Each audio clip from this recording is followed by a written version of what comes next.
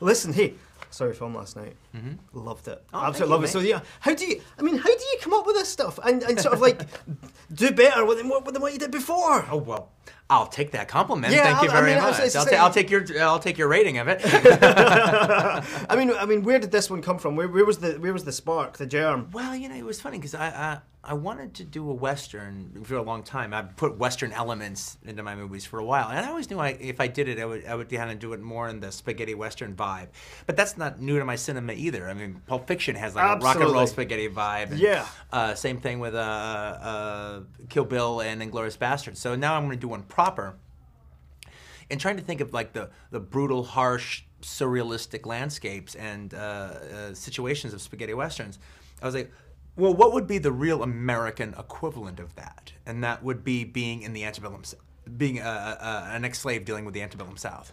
It's unflinching. I mean, in its depiction of what happened. I mean, I know my history and I know what happened, but it really brought it home to. I mean, it is almost an education as well as an entertaining film as well. Well, I wanted it to be that way. I mean, one of the things I wanted to do with it is I wanted to take a 21st century audience member and stick you in America during slavery at that time and have you have a sense of it.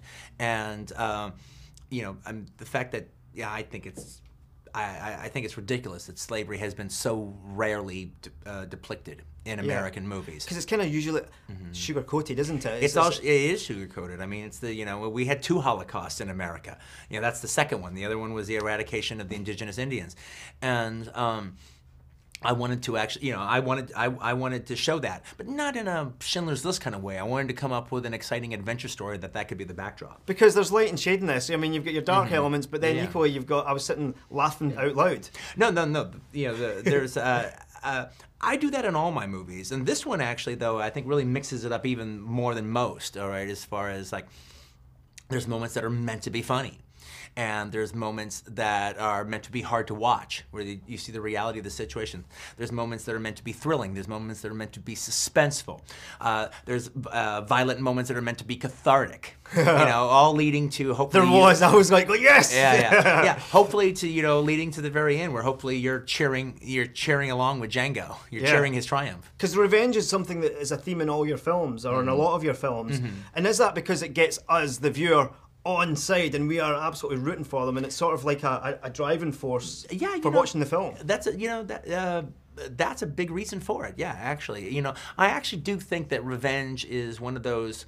It doesn't always have to be bloody revenge, but revenge is one of those moments that have you noticed that when a friend of yours tells you a story about something that happened to them where they were screwed over by somebody, that you actually feel more righteous indignation for them than they do, and that you almost wish you were there or wish you were them, so you could have, you could say this or you could do that with that person. Well, that's kind of, that's how audiences feel. There's something about revenge that when it actually is justifiably paid off, that it actually is cathartic. Absolutely. Well, listen, Quentin, my time is up. Again, you've entertained us. Congratulations. You're up for 5 in total. 5 in total. There we go. Including Best Original Screenplay. I hope you win. I think you should have been up also for Best Director, and I'll say that on record. So, good luck, man. I appreciate Maybe it, man. Maybe you'll get BAFTA. Thanks. Yeah. I'm looking forward to it. Cheers. Thanks, mate.